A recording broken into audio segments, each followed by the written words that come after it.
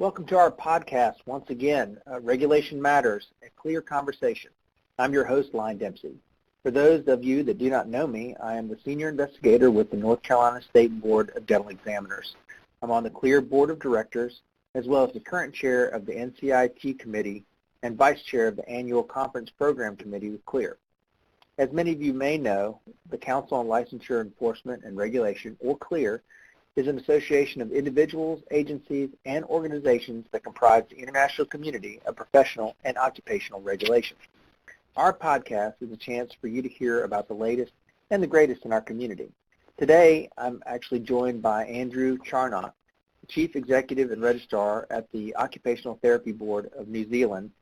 So welcome, Andrew. Hello. I know it is quite a bit of a different time change between the two of us. It's late afternoon, evening for me, and early morning for you. So I guess good morning to tomorrow from me, and I guess you're talking to yesterday. Yes, I am. Well, thank Very you. Good. Thank you so much for joining me. You're going to be a presenter at the Regional Symposium in Wellington, New Zealand this month, and this is focused broadly on measuring and reporting regulatory performance. And I understand your topic is related to the scope of regulation. Can the boundaries be stretched?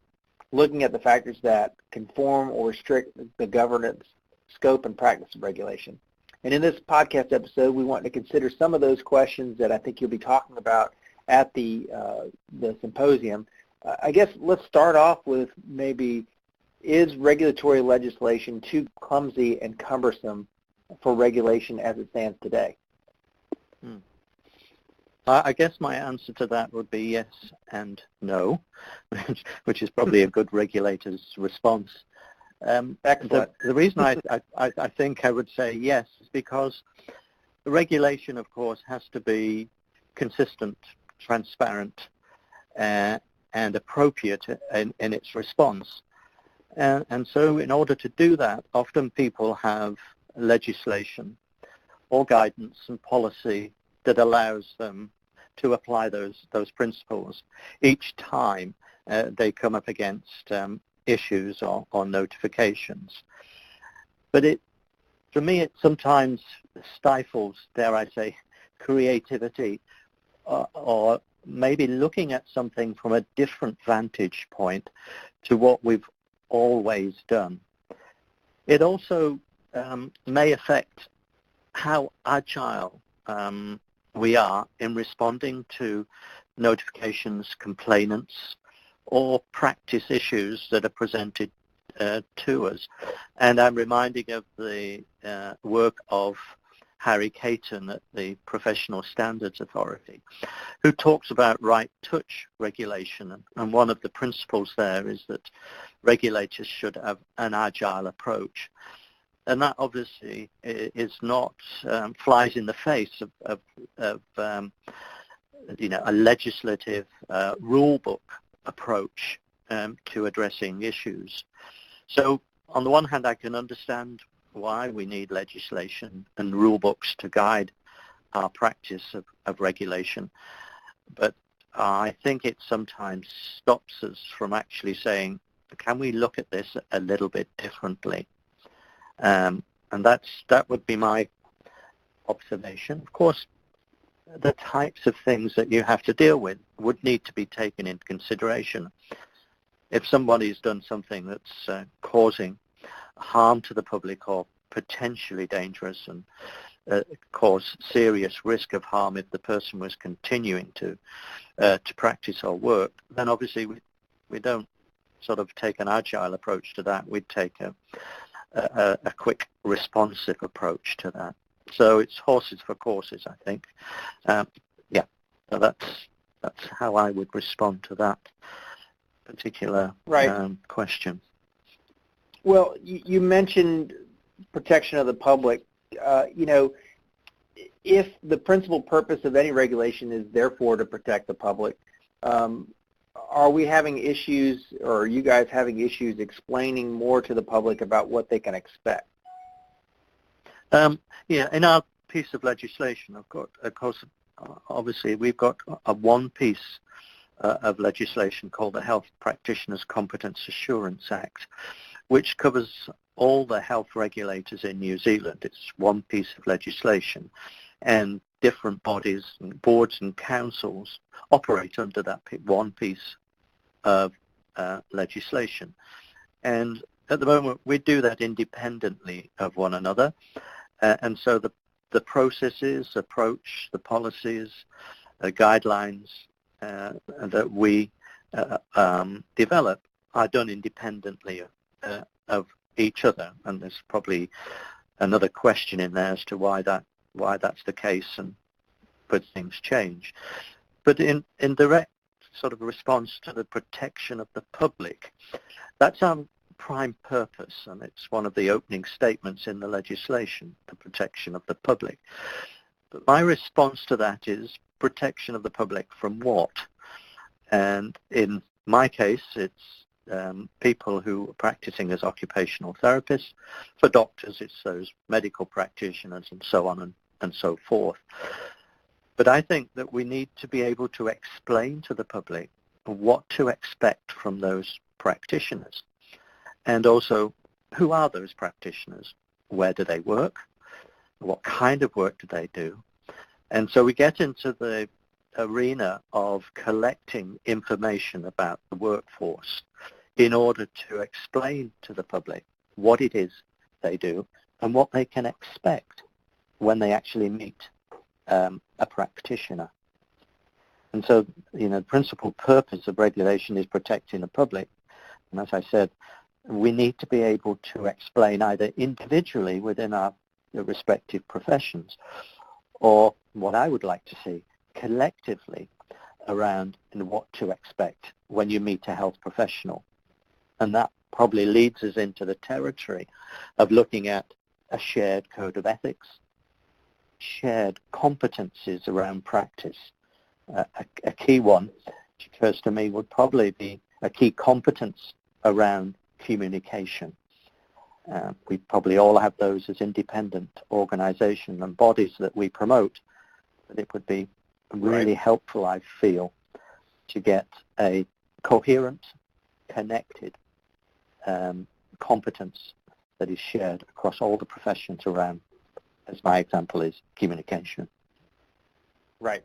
Well, what do you think is resulting or causing miscommunication or even reduced responsiveness? Are there too many regulators?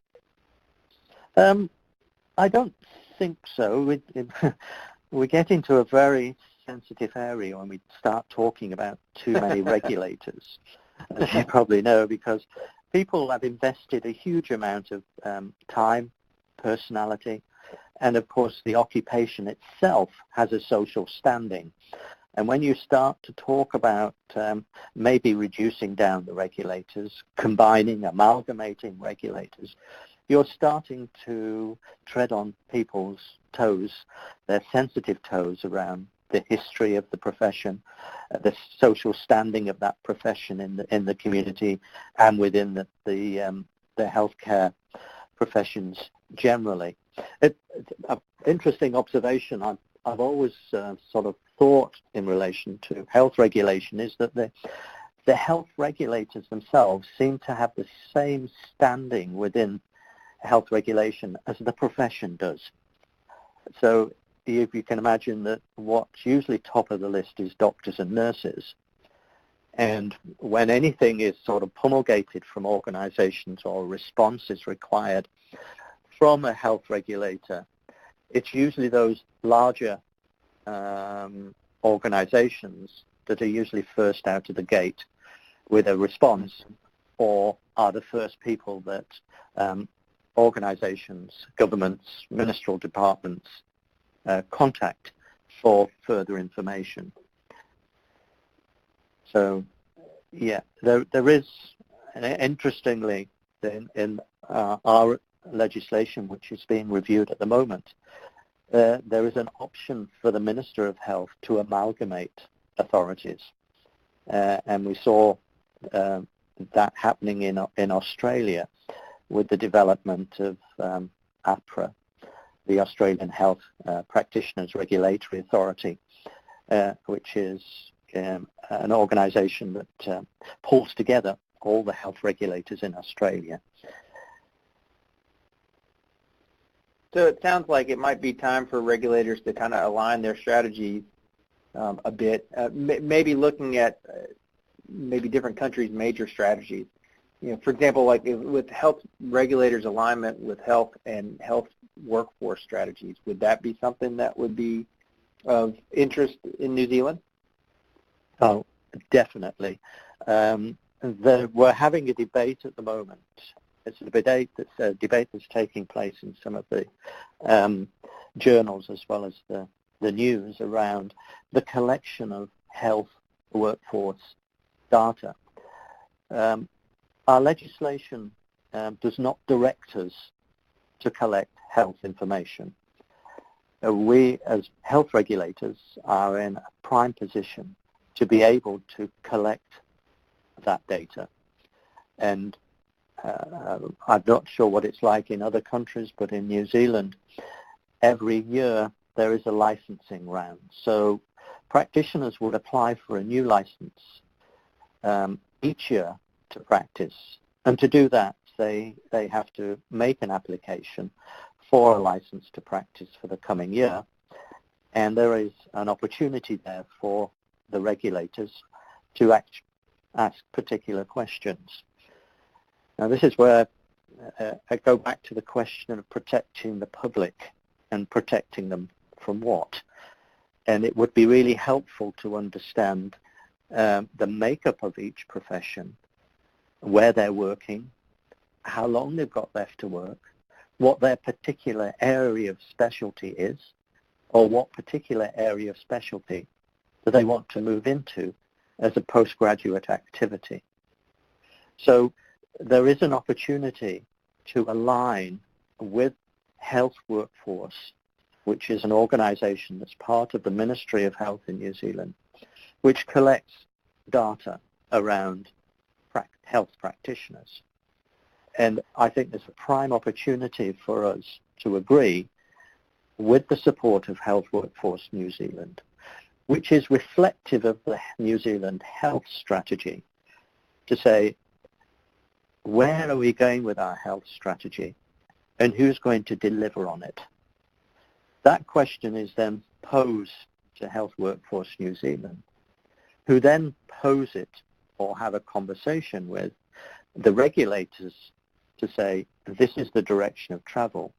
If we're going in this direction and we're trying to meet these strategic objectives, it would appear that we need to agree what kind of practitioners do we want for the future of health provision in New Zealand.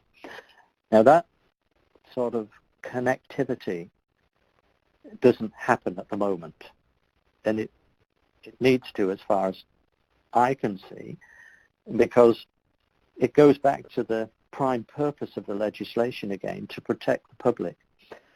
Well, if we know that we're going to be short of anaesthetists in a remote island just off New Zealand called Stewart Island, or there's going to be a dearth of anaesthetists in the central city of Auckland, and we can see that retirement coming up, or that people are doing postgraduate programs in anesthesiology, then it would make sense to direct people to those particular areas.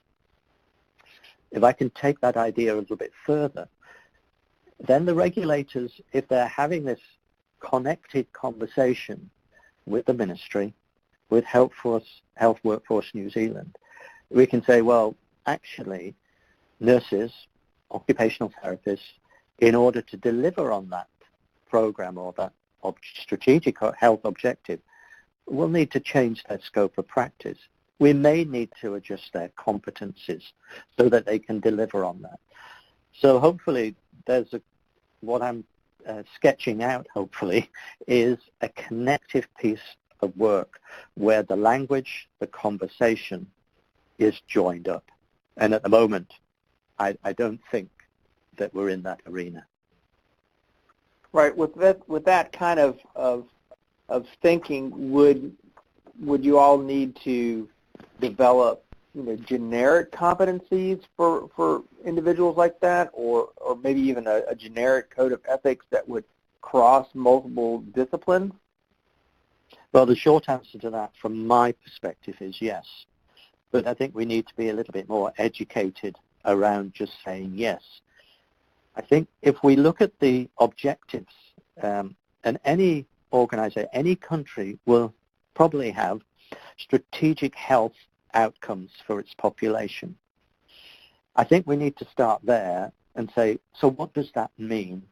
What collectively do we want our practitioners to do and be able to do in relation to competence and shared competence? And if you start the conversation there, then I think it makes a lot more sense. And the connectivity and the evaluation of any changes to competence and delivery in healthcare would be easier to spot. So looking at, I guess, moving back towards maybe the governance boards, should they, in New Zealand, should they move to be more proactive towards risk-based agenda or a reactive one? I guess, how are they currently for you guys, and what direction should they be going? I think it's a mixture. It's a mixture from my observation of working with different boards, having conversations with chief execs and registrars. Of course, I'm exposed to the discussions around each of the board tables that happen across New Zealand. But my view is that it is risk. It should be risk-based. But it goes back to that question of protecting the public. What are we protecting them from? And what are the risks inherent in that profession? And of course, the profile for each profession around risk will be different.